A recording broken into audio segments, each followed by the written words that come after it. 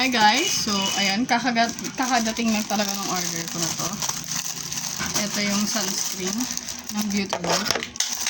So, makikita nyo namamalat pa rin yung mukha ko. Ito na. Guys, mag-iingat kayo sa mga fake product na mura. Dapat maano nyo talaga yung mismong original. Okay. So.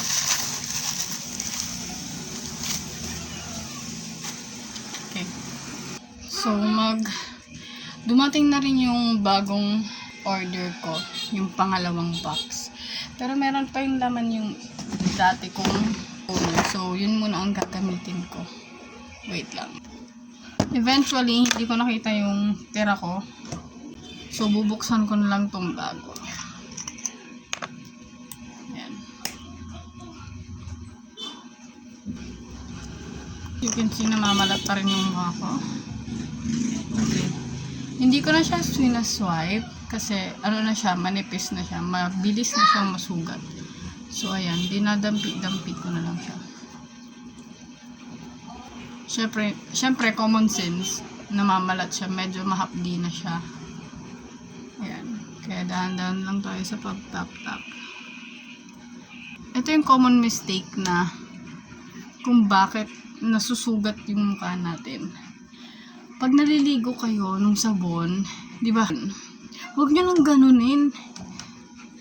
Pag nagsasabon kayo, parang ano lang, yung maingat na pagsasabon. Kasi manipis na siya guys. Ganyanin nyo lang. Pwede na masugat yan.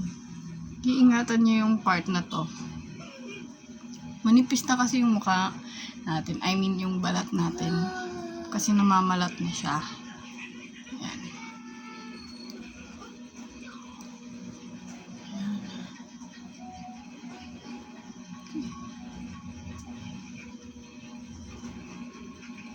Hindi rin ako nagkukuskus guys sa leeg. Kasi yun yung mga part ng katawan natin na sobrang madaling mairita. Lalo na to, dito sa area na to, dyan. Pag kumatihan, dire-diretso talaga. Kaya wag na wag nyo lalagyan yung leeg nyo. Kasi pag once na namalat na siya, mangangata siya, hindi mo mapipigilan na magkamot kagaya nito, ganyan.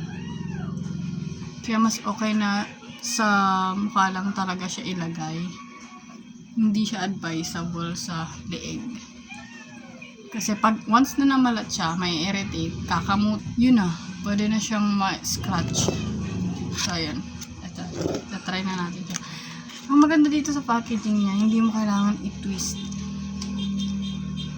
Ayun, naka-ano na siya, naka-fix na siya.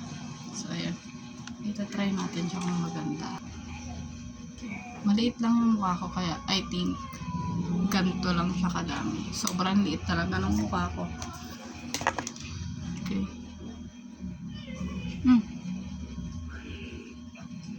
Okay.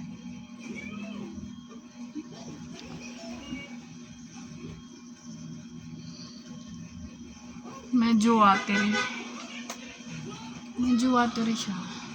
Ayan, nararamdaman ko na yung medyo mahapde. Kasi nga, yung movement ng paglagay, kailangan dahan-dahan lang talaga. Kasi kung gusto mo talagang ma-achieve yung face na gusto mo, marating, yung makinis, yun, sa pag-a-apply talaga. Kasi sobrang, pag ganito, risky na siya. Sobrang risky na siya. Kasi tingnan nyo, mabilis na yan. Mabilis na yan mag-glide. Sasama na din yung balat. Kaya dapat dahan-dahan lang talaga. Ito yung mga maselan na na time pag nagre-rejob ka. Yan. Pwedeng ganyan-ganyanin mo na lang sa pag-a-apply. Yan. Maganda siya. Hindi ito sponsor sarili kong bili to. Sarili kong pera yan. Pero dahil nga nagustuhan natin yung product, syempre anong gagawin? Hindi uulit-ulitin. Yan. Excited na akong kuminis sa mukha. Kaya bumili na rin tayo nito. I promise hindi kayo magsisisi. So, ayan lang guys. Bye!